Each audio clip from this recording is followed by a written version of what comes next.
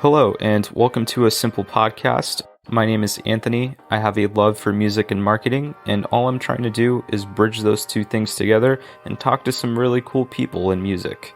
In this episode, we'll be talking to Andrés, an independent artist from Bakersfield, California. This interview was recorded towards the end of 2019, and we not only reflect on his accomplishments over the past year, but what specifically introduced him into this genre of music, the pros and cons of being an independent artist, and how we constructively criticize constructive criticism. Thank you for listening, and remember, making good music is hard, but marketing your music shouldn't be. It's simple.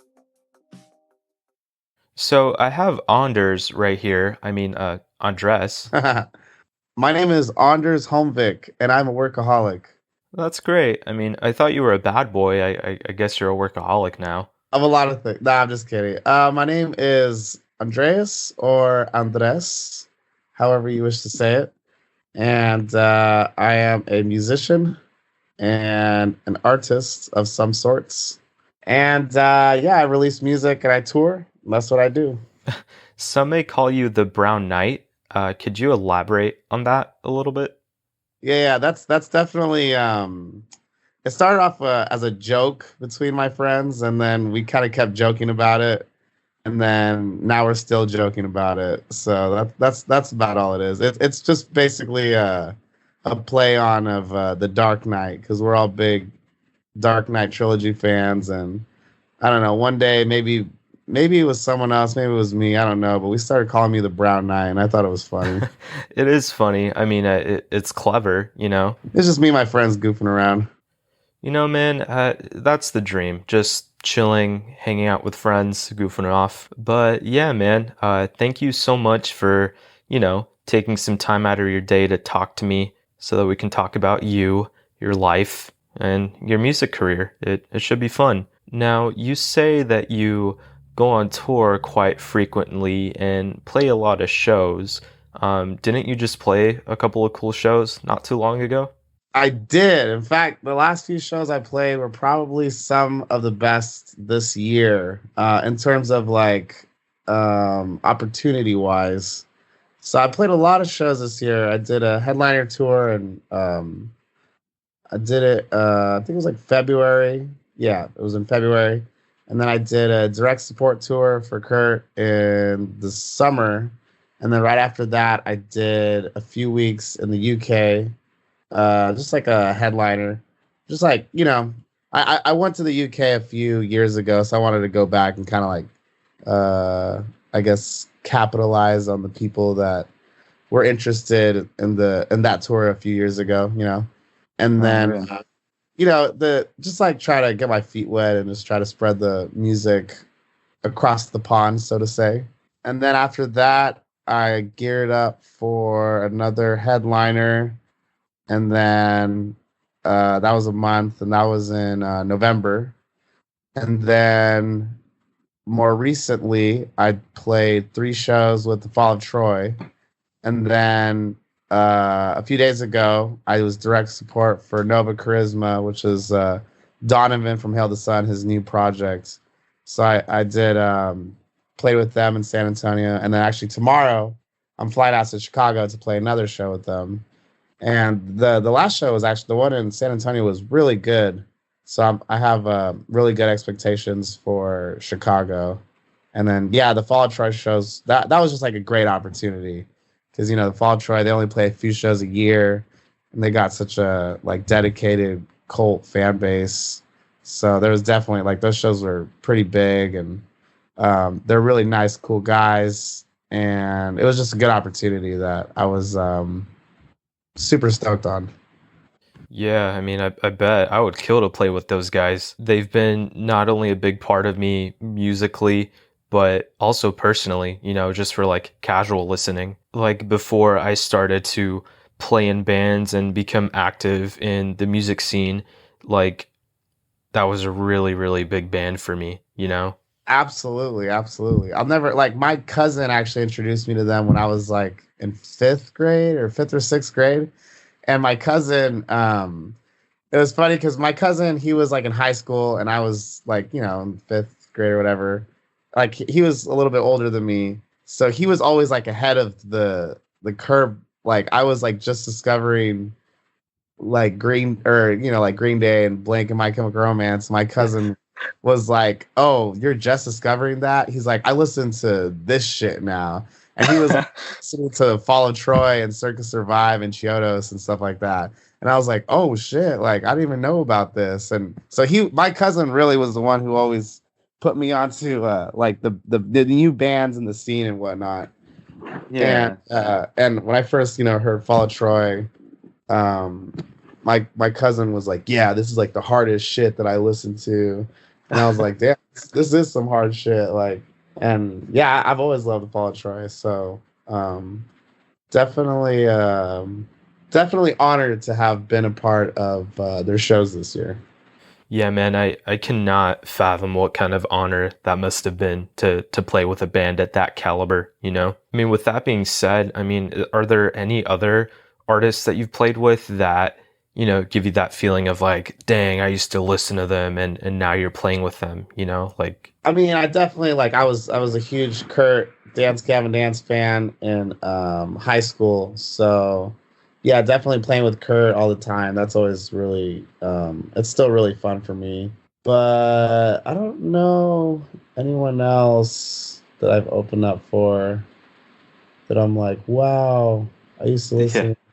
I'm not sure. I can't really think right now. Fall Troy, Kurt, um actually, one of the shows, the number 12 Looks Like You was playing, and that's also one of my favorite bands. oh, right, that was at the Fall of Troy show as well, correct? Yeah. So that was definitely an honor as well. Yeah, man, that's insane. And with that being said, with the amount of tours that you've been on and the amazing people that you've had the opportunity to play with, I mean, you've done all of this DIY, right? I mean, you have no label, you have an agent, right? Like in itself, that is just such an accomplishment as to how far you've gone without the kind of support that a record label gives you, you know? Like it's crazy, man, cuz like I feel like a lot of young and aspiring bands, like their goal is to be signed to a record label, you know? And I mean, I've been there and I'm sure you've been there as well in terms of your goal just being or just wanting to be on a record label. Like that is it, you know? Like that is the dream, that is the definition of success in music. I mean, like now, after all that you've accomplished without needing that label or without needing the thing that we were told or what we thought to believe that was the goal, I mean, what is your dream now, or what is the goal that you're trying to attain to? Because from what it looks like to me, man, like you're super happy, you're killing it. What is next for you, you know, or what is your dream now? Is your dream to still strive to be on a label? Because if we like take a step back and look at your fan base now, and I kind of joked about this earlier with you in terms of you being super famous and having a big backing, but like you already have an established fan base, you know, like you're not Drake or anything, but you have fans, and it seems like you're happy where you're at. But again, what is the goal now? You know, what is your dream now? I would say that I'm not the happiest I could be. I feel like I think I've just always kind of been like this. I really like strive for greatness, and I mean, I'm happy in the sense of like I'm just happy like in general, but I would say that in terms of like where I want to be in my career, I'm not content, and I would like to keep working towards bigger and better things. And so far, I've been having to do most of these things on my own, like on my own dime, on my own time. And I've had, obviously my agent helps me, book these tours, and I got some good friends that I have that can help me with the recording side of things and pictures and videos. And of course I'm paying all these people, but like Yeah. I'm lucky that they're obviously, people that like I've been able to befriend and trust. And I feel like I have like a really cool circle around me that I can work with whenever I need to, really. And I'd like to, like expand. I definitely would like to expand more. I'm not try. I wouldn't necessarily say that I don't want to be on a label, but I think that being on a label necessarily isn't the dream. And I think that being on a label is more of like a tool. And so far, I haven't necessarily needed that tool for where I am now, but I definitely could see where maybe in the future that tool could help me get to where I really want to be.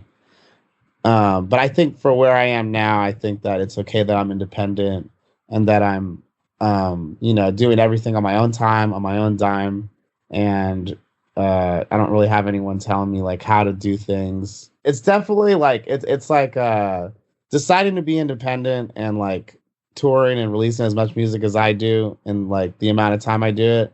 It's definitely like a wake up and you think about it and then you go to sleep and you're still thinking about it. Like it's like an all day thing. You have to wake up, like be like, okay, what am I doing today? And then you have to also think like, oh, what am I doing 2 months from now? What am I doing 3 months from now? Like I had like this whole year planned out.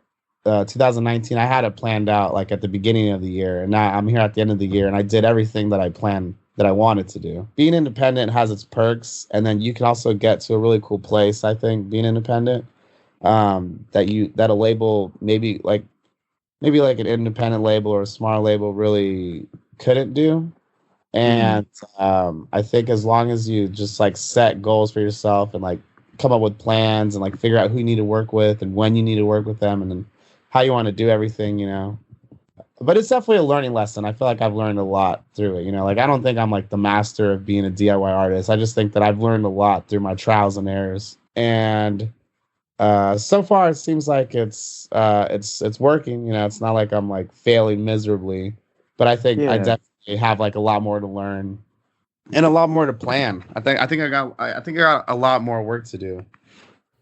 One would argue that everyone should have that mindset, like you said, always striving for greatness, always aspiring to do more and just, being the very best version of you. And I mean, that is such a great answer with how you said that, You could have gone two completely different ways. Like when I asked what's it like being independent, you could have just been straight up like, oh, I don't need a label. It's just, it baffles me to see how humble and how level-headed you are about being independent, because I mean I've seen it firsthand, man. Like someone can be on a record label and think they're the greatest band out there, or independent artists that believe that they are larger than life because they've gotten to where they are at without the need of a label. I used to want to be on a label really bad, I think like you said, like we all did, like we all thought like, oh, this is the ticket,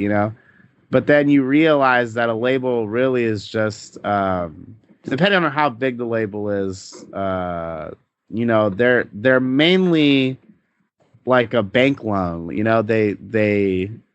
They give you the money to record a project, but then they own the project, and then they give you money to make videos and stuff, but then you still owe them that money back from the sales of the project, and then. Obviously they're supposed to market you. Like that's like the main thing. Like a label's interest is supposed to be they own your music, and of course they want to make money off of your music, so they should market you. So that's why the project can make money. So everyone's making money, right? But I think that like the internet has become such a tool that everyone can use. And I think even labels, from what I've seen, like a lot of the smaller labels, like the independent labels, the ones that like we used to like look up to and think that they were like the shit, I don't think they're really putting in the effort to like market bands. And I think like bands are just becoming big off their own dime and like off their own marketing and stuff.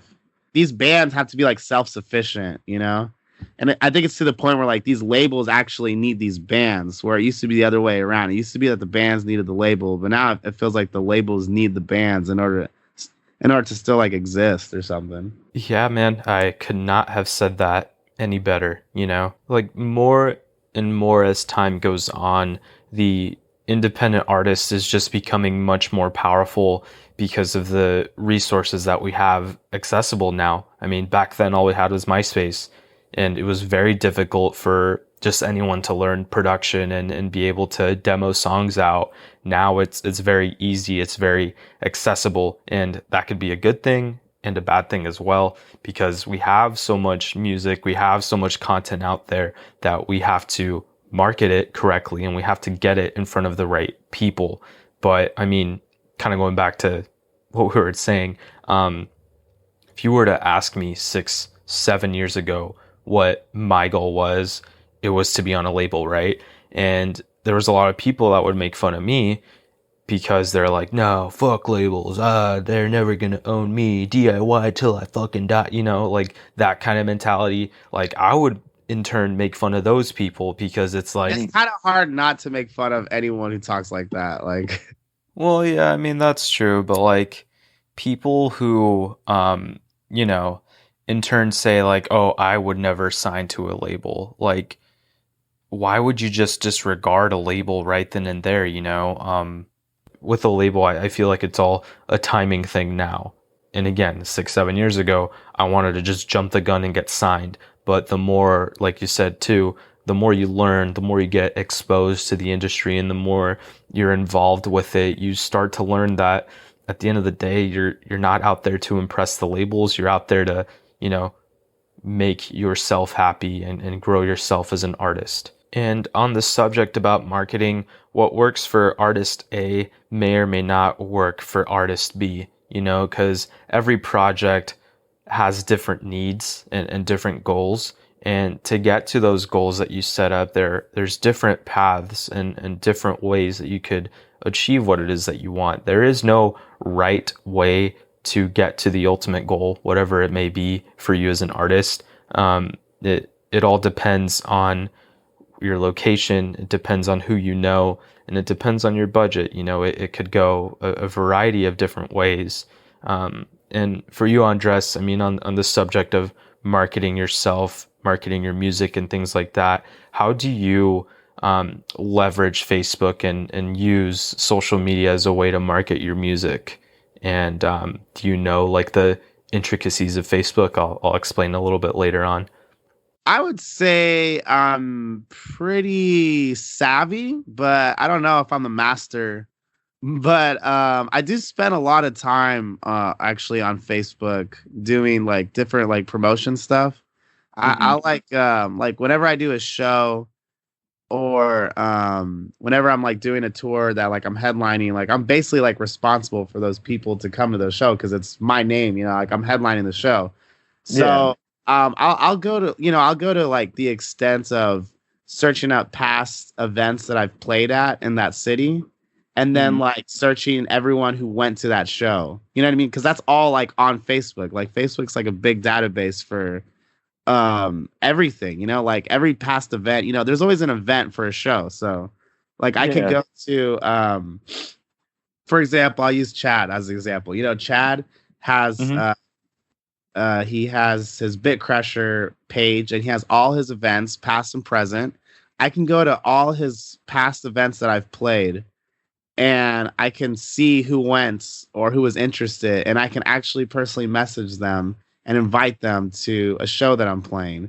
And I'll literally spend hours on Facebook just doing that. And that's I mean it's a form of that's a form of advertising, but like without paying, you know, like because you can like promote a post on Facebook, but like that doesn't guarantee that everyone sees it. I can't tell you how many times people will like message and be like, "Oh, I had no idea that you were playing," and it's like, really, I've been posting about it for like the last few months, and they're just like, "I'm sorry, I didn't see it." So it's like I just feel like there's always so much more advertising that you could do on different terms, and I think it's as simple as just seeing the people, finding the people that are interested in your music and sending them a message, a personal invitation saying like, "Hey, you should come out to my show," you know? That lets them know that you're coming, you know, that you're coming. And then if they didn't know that you're coming, now they know. Like I'll literally sit at the computer for hours just sending messages like, "Hey, I'm playing in your town, you should come." Stuff like that. But I don't know if that's necessarily what you were asking, but that's just like how I use Facebook as like a tool. Essentially, that is what I was asking. Where I was kind of going with this is that what Simple is kind of built on is to teach people on how to use Facebook advertising strategies efficiently and effectively. But I mean, look at you as an example. You're touring. You've been to the UK. You're playing shows with some bands that I look up to still to this day. Like, you're just doing other simple stuff. Just messaging people individually, like that works for you, and then begs my other question, like what else works for you? Because for those who have not met you in person, you're very approachable. You're very, very nice. How important is that when you're playing shows, just your overall personality?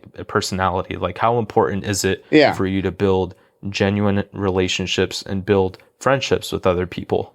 Yeah, I think it's just a combination of everything. I still do the promoted posts, and I still try to I still try to like post just in general as much as I can. And I also like, I think creating a narrative or like creating like some sort of community behind your product is obviously like important, like obviously there's like Swan posting, and that's like a whole community that's dedicated to Dance Gavin Dance, and like that whole group, like they're basically, doing all the advertising for the fan base themselves. And like, you know what I mean? Like they're doing that on their own, which is like amazing, So like I have like a little, I noticed that one of my friends started like a little group, like a Facebook group for my music. So I kind of been trying to pay attention to it more and try to help them like start a little community within it itself, because like that's always like a great thing, like having people feel like they're a part of community when it comes to your music and stuff. Yeah, man, that is very important. And on the subject of community, that is like critical both in the online and the offline world. Like, you want to build a community. That is what a scene is at the heart of it all, In terms of the online world, the way to build a community and where Facebook's head is at. But if you just turn on the TV, I know exactly what you're talking about. There's an there's an ad on TV. There's a commercial about Facebook groups. Yep, that is the ad that I am talking about. Like, Facebook groups are just super important to businesses that I'm working with and just any other artists. Like you mentioned, even Dance Gavin Dance, Black Veil Brides. There's a bunch of emo groups, pop punk groups. The list goes on. Those groups are super valuable because Facebook's focus is on building a community. Like, their slogan is bringing people closer together. Now, their big focus right now is Facebook groups because they have that commercial that they're pushing out. Even on YouTube, you'll get hit with that Facebook group advertisement, building a community. Again, that is the underlying thing that musicians should be building up, a community, whether it be online or offline. And at the end of the day, friendship and community building, that's all that music is. You're trying to build a community with the music that you're putting out there. And as an example, your live shows, all those people in the crowd, that is your community. Those are your friends, Exactly. And of course, like you have to think of music as a business if you want to keep on playing music. And it's not even like I don't even think it's like a bad thing to talk about, music as a business. Like, you should understand it's a business, but obviously the reason why you're playing music to begin with is because you have good intentions, Right. Like, just because I'm like talking about music, like as if it's all just like a product and, the consumers or whatever. It's like, it's definitely not like that. Like, you have to think about it like that in some ways, but at the end of the day, it's like, why do I make music in the first place? And like, why do I play shows? And clearly it's, there's like, obviously there's a good intention behind it. Yeah, 100%, man. And what do you think of that statement, when people are like, oh, they're just in it for the money? I don't know about you, but we're not like bathing in dollars, but it is something that we are passionate about. And if we make money off of it, then that's cool, Like, Yeah. there's like so many things behind that statement. It's like, well, yeah, sometimes like these people are adults and they do need to like pay their rent and shit. It's like, yeah, I guess they are in it for the money. Yeah. But I guess like, I think most musicians, they start playing music and they start doing this with good intentions. And I think some of them learn how to really evolve within that. And then some of them like don't necessarily. So then they end up falling off. Um, but yeah, I think like I think everyone would love to be that artist that grows and evolves within it like appropriately to where like they are making more money and they are growing their fan base, but they also are making music that they feel like is an evolution of their sound, like a good evolution. Right, like not just something to stay relevant, or like those artists that think like, hey, this isn't selling anymore, now we gotta flip the switch and do what's cool. Exactly. Yeah, yeah. Like there's like I think like Bring Me the Horizon, like their fans have evolved with them and they like welcome their new sound because I guess they did it in a way that seemed genuine. Which that's very, very rare in like the, quote unquote big leagues. It's very difficult to keep a fan base happy because, we've seen it like, oh, I liked their older stuff better. Oh, their new stuff sucks. Or, oh, their new stuff is way better than their old stuff. Yeah, yeah. Yeah, it is rare. But then again, it's like Dance Gavin Dance, they stayed so true to their sound and they just kept on coming out with good stuff that's in their sound and they also have grown and evolved immensely. It's interesting to watch artists and bands like grow so big and like the different routes that they take. Yeah, man. With that being said, let's actually use you as an example for that. Where are you at in terms of your evolution? Like earlier, you mentioned you're not where you would want to be. Like if we were to take a step back on your career, what has your progression as an artist been like? I think what I've noticed and what I feel most comfortable with, and I think it's like my formula, so to say, is that my thing is like I need to make a song that I'm proud of, and I've always really felt like that. And when I came out with that first album, Strange Memories, as I was writing the songs, I was actually really trying to get signed to a label. And so I was trying to make the best songs that of like my sound that I could make that were like also like the safest because I want to like people to be like, oh, this is like safe. Like we could invest in this kind of thing. And so I really that first album, Strange Memories, there's like hardly any rapping and there's like hardly any like those songs are definitely like me, like there's no doubt about it. But there was just like a lot more thought into like restrictions on that album for sure.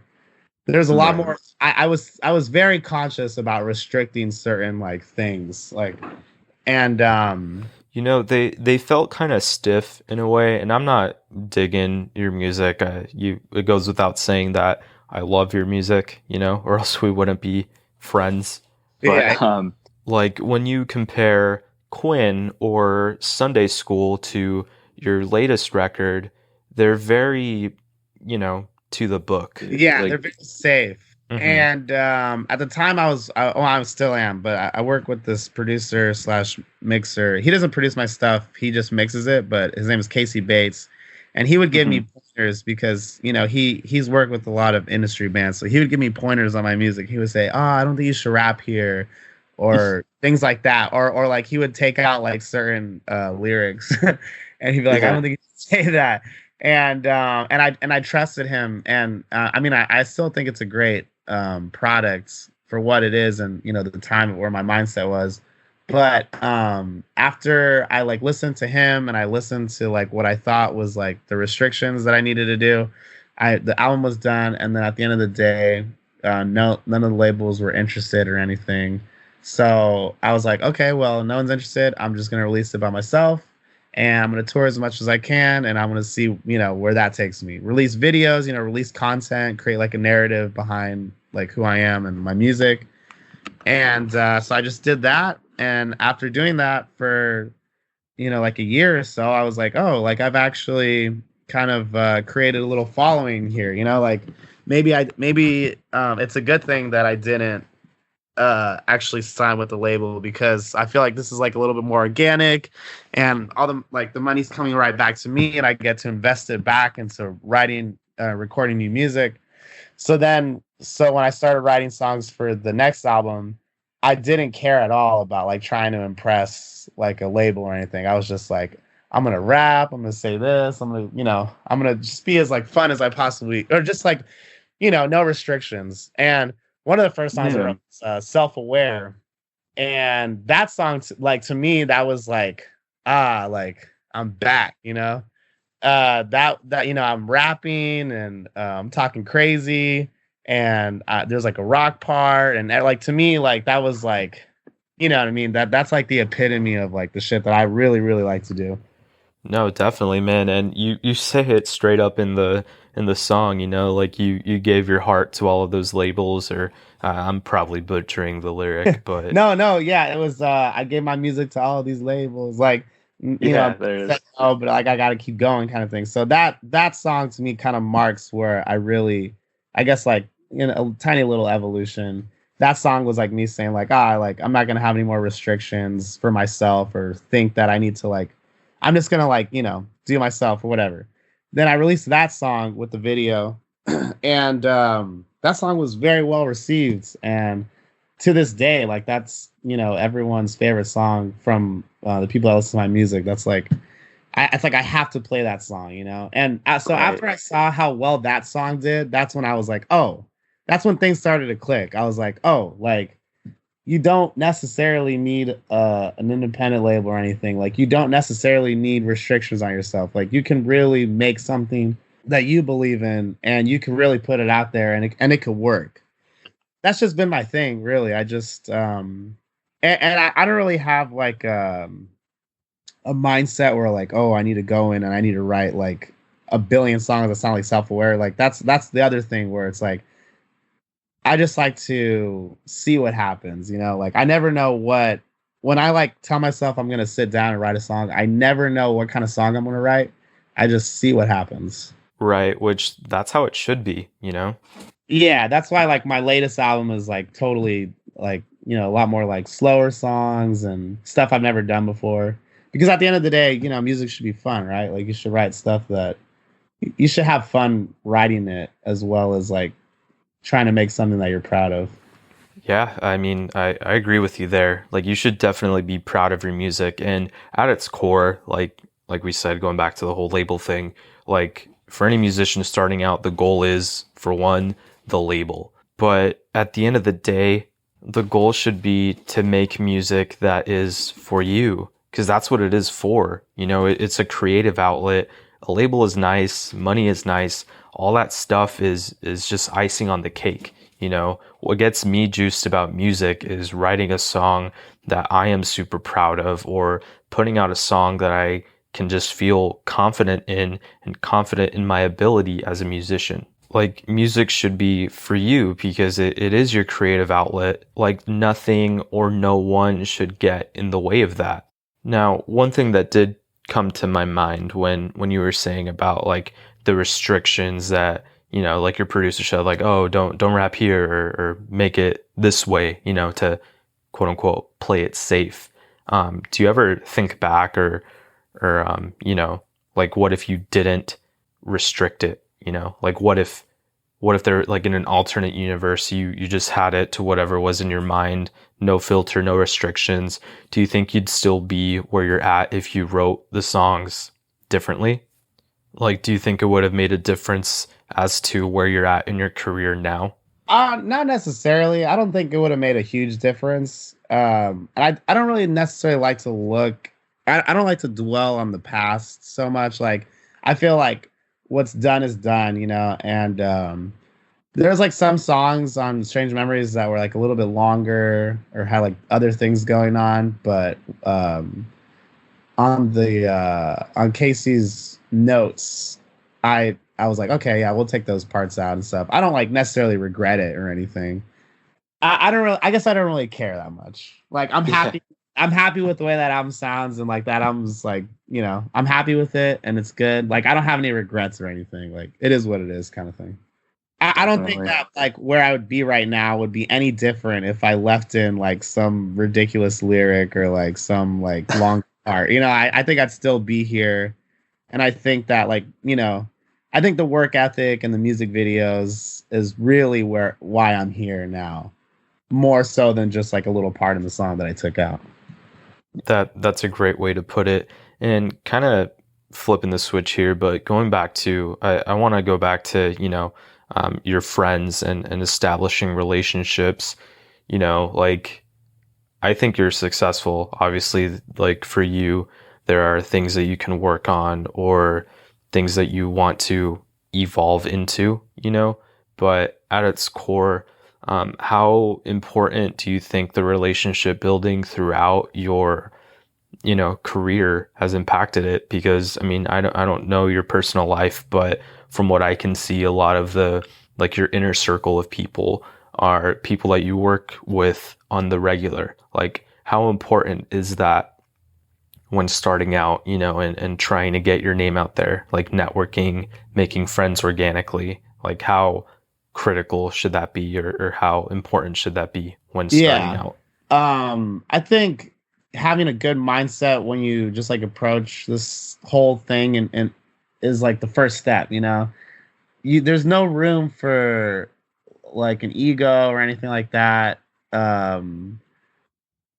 outside of the music. So like when it comes to like the business side, so to say, like you just gotta think like, do I want to go to a restaurant where they're mean to me, or do I want to go to a restaurant where they're nice to me? And also it's just easier to be nice. I don't know. I think like growing up, I was just involved in so many different worlds. Like I was like in soccer, but I was also in orchestra, and then I was also in theater, and I was also like in gate classes and like smart friends. So like being a part of different worlds, I realized that everyone is really the same and everyone's really similar, and we can all just be friends just by being like nice to each other. Like so I think like just like going into like the shows and like dealing with people in the music industry, so to say. I'm doing air quotes, by the way. Yeah, I can totally see you doing the air quotes. Audio waveform. The music industry, doing air quotes.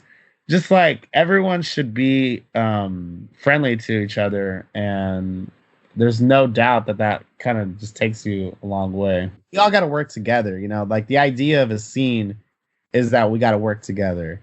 The idea is that, hey, we got to play shows together, and your fans got to become my fans. Or, with an agent, it's like, hey, like, you got to book my shows, and then I got to get bigger so you can get paid more, and then we're all happy.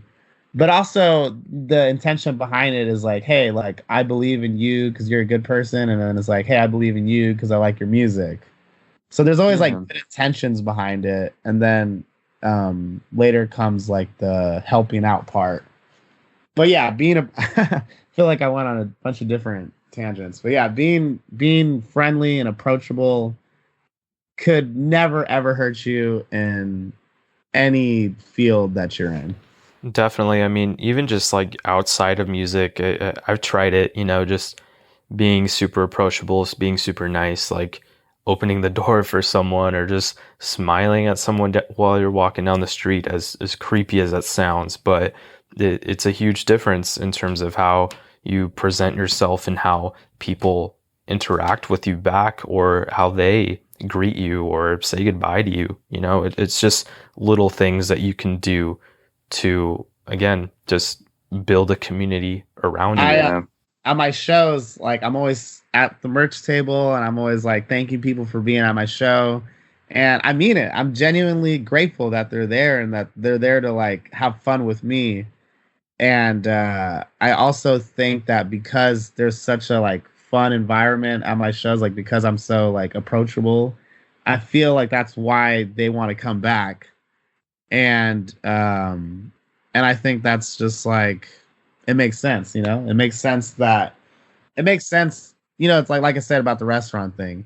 I want to go to that restaurant where the food is good and the people there are really nice to me. And they're like, hey, how you doing? Thank you for being here, See, like, that's like good business, quote unquote. But the intention is there, the people that own that restaurant, they love to make food and they love to make people happy with their food. So it's a win-win for everybody. I've heard a lot of shit, but I've never heard someone use a restaurant as an analogy for a band. That is quality content right there, man. That's awesome. Man, you can use anything. Like, you can use a store. You can use well, actually, what else? Honestly, like anything, like even like a gym, like you want to go to that gym where the people like know you and they're like, hey man, like, the intention of a gym is like it's good intentions, like you want to own a gym, you want to own a business where people get to like better themselves and be healthy, and then like obviously like that's like a good intention, and then when the people are coming to the gym and you're nice to them, they're like, wow, I really like coming to this gym. Not only am I getting to run on the treadmill and lift some weights and like feel good about myself or whatever, but the people there are nice and there's like a sense of community behind that gym. Community is just such an important thing in music, in life, just everything and anything, anything that makes you feel welcomed, which is usually associated with a community. It's great for, just everyone. But I mean, just like anything good in life, there are bad sides to it. I know we've been focusing on the good of community building and all the benefits and stuff, but now let's talk about the bad, because that is still an apparent thing everywhere, and we can't ignore it, unfortunately. And I mean, when it comes to the negative stuff that does come out of community, or just outsiders trying to get a taste of your community, how do you cope with the bad? Whether it be nasty comments online, constructive criticism about your music. The way I usually handle that is that I take it with a grain of salt. I would just be interested to hear how you cope with that kind of stuff, because we're in music, that music is subjective, but people love to talk. I gotta be honest, there's with the internet, anyone can leave a comment and people love doing that. And you know what, even at my shows, because I'm so approachable, sometimes people also love to tell me their comments in person. Yo, are you serious? Yeah, especially drunk people at shows, they're fun. God, people, that really, it really irks me that people have the audacity to just come up to you and like in person. I mean, it's one thing being a keyboard warrior, it's not face-to-face contact, but if you have, the balls to go up to someone, especially a musician or just anyone that is in the creative field, or that is just anyone in person, it's, you don't just go up to someone and say, hey, I don't like you, why would you do that to someone in music, I don't know. It's not even necessarily that these people are trying to be mean. I get what you're saying though, by you bringing that up. Like sometimes just like when you're at a show, just like just strangers will just come up to you and just like ask you like, I don't know, just questions out of nowhere. Or they'll say things and you're just like, what? Like you wouldn't do that like I don't know, like on the corner of the street or something. Yeah, I mean that's crazy. I mean, at shows anything shouldn't go, but I mean, that's just how people are, it sucks. Yeah, people, I don't know, people they love to talk. People just love to like, people actually, at the end of the day, everyone wants their opinion to be heard. And they love to share their opinions. That's what the internet's for, so we can constantly share our opinions, and then people, validate our opinions or whatever. I don't know. So for some reason, people's opinions are like everything to them, and they need their opinions to constantly be heard or whatever. And yeah, people do the same thing in real life. I'll have people come up to me and they're just like, yeah, like, I don't know, like, I didn't like your new album or whatever. It's like, okay. or just like, I never heard of you and I see what you're doing, but I feel like you could do it better. I don't know, just like people say things like that all the time. And then, of course on the internet, oh, this song sucks, or this is terrible, or oh, this is whatever, or I don't know. Everyone just has to share their opinion. And I would be lying if I said it never bothered me. Of course, like, sometimes it's just like, that's annoying. I think if anything, it's annoying. I think the idea of somebody having to go out of their way to like express their to express their discontent with your art, I think like that's just kind of annoying. But Yeah. I mean, because like I wouldn't do that. Like if I listened to a song and I was just like, if I wasn't into it, my first thought is I'm gonna write a comment and try to have somebody read it or whatever. Like I would just I would just go, I don't know, I would just close the video. Yeah, you just skip it or change the song. Yeah. But people, I don't know, they love to share their opinions, and their opinions mean so much. So, I get that. And I kind of just have to like, I have to like tell myself, I have to like remind myself sometimes, like, this is just how people are.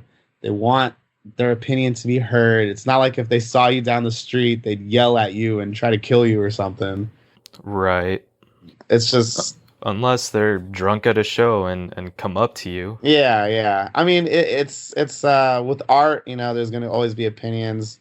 As far as like criticism or whatever, I don't think anyone could criticize my music to a point where I would like listen to it, because like I said, like it's all about just, I want to make a song that I'm proud of.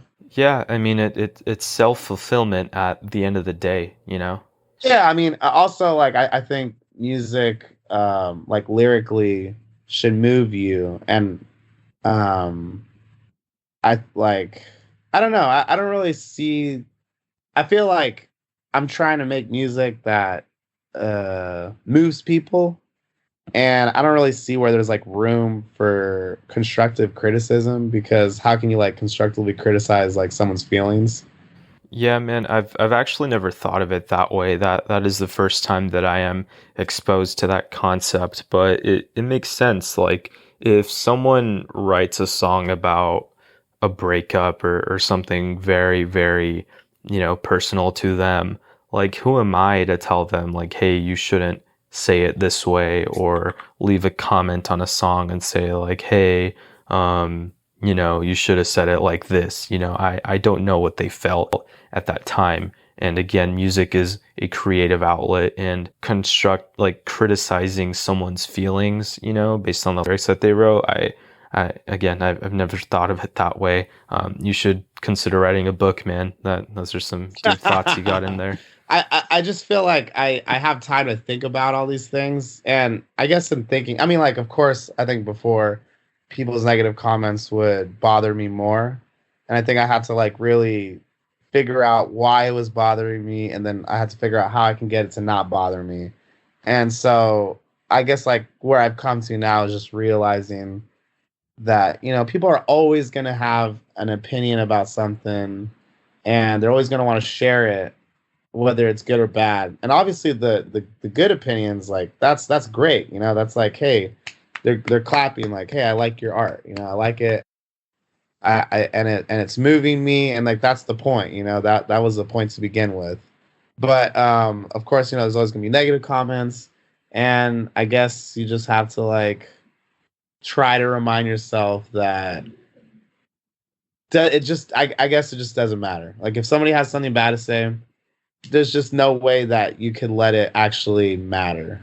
Pretty much, man. And it all goes back to, at heart, like you have to be proud of your music. Your music is for you, Yeah. I mean, it's like at the end of the day, if you like really feel so negatively about like something that I put a lot of time and effort, I guess I just didn't put all that time and effort for you to begin with. Hashtag Andrés for Prez for 2020. I don't know, man. I have a lot of different thoughts, and sometimes they kind of like go into different thoughts. Yeah, that's awesome, man. Well, I don't want to keep you for too long. I mean, we've been talking for almost an hour now. But before I let you go, I did let some friends know that I was going to be talking to you They did have a couple of questions if that's cool, if I can ask you. Sounds great.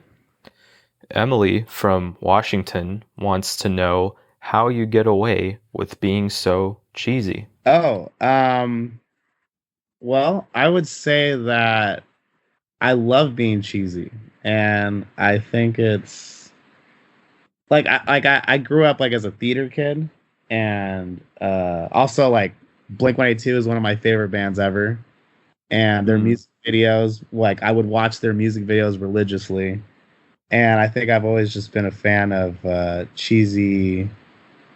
Um, I've always been a fan of cheesy. I love it. I think it's just my favorite.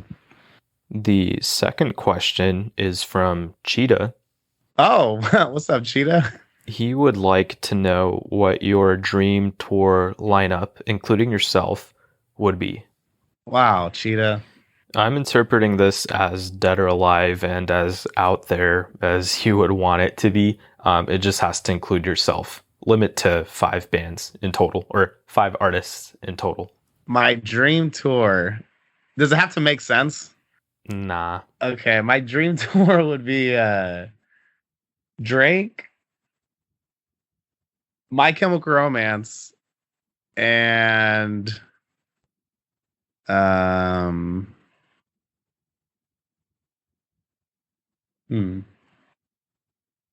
Taking Back Sunday. Hold on. I feel like I should add another like hip hop artist just to make that make a little bit of sense. Kanye West. Kanye West. Got it. That's just what comes. No, actually, no. Actually, Chance the Rapper. Dude, I'm so happy that you said Drake and Chance because no joke, that's what I told them that he is going to choose, or on that list, it's going to have Drake and or Chance the Rapper, like no doubt. Yeah. Those are my favorites. Actually, I like to do 2 separate tours. I like to do a tour with My Chem and Take It Back Sunday, and then a tour with Drake and Chance the Rapper. That way, that makes more sense. Oh man, yeah, I'd kill to see either of those tours become a reality. Actually, not that I would make sense on that bill, but it would make sense to see those 2. Nah, man, you'd make sense to be there, and just going for full circle to the beginning of our conversation. I mean, you're making music that you want to make, so genre that doesn't come into play here, I mean, I'm sure you have enough songs to where you could tour with a hip hop artist at that caliber, maybe one day. Maybe. I feel like I'm not much of a rap artist. Like, I feel like I have rap moments in my songs, but I don't really have, like, rap songs. Also, like, on a separate note, I'd like to do a tour with Say Anything and Bright Eyes. Oh, yeah. I feel like, if anything, that would make a little bit more sense for me to be on a tour with one of those guys. That would be, like, a dream. Well, man, I'll do everything in my power to make it happen. I'll call your agent up right now. Hey, thanks, dog. Yeah, well, thanks, dude. I had a lot of fun speaking with you. Appreciate it, man. I appreciate it. Always good to catch up. Yeah, man. Thank you. We'll catch up again soon. All right, much love, Anthony. I'll talk to you soon. Yeah, later. Later, man. Hey, you made it to the end. If you have any specific questions about marketing your music, feel free to visit our website at oddlysimple.xyz. And see you next time.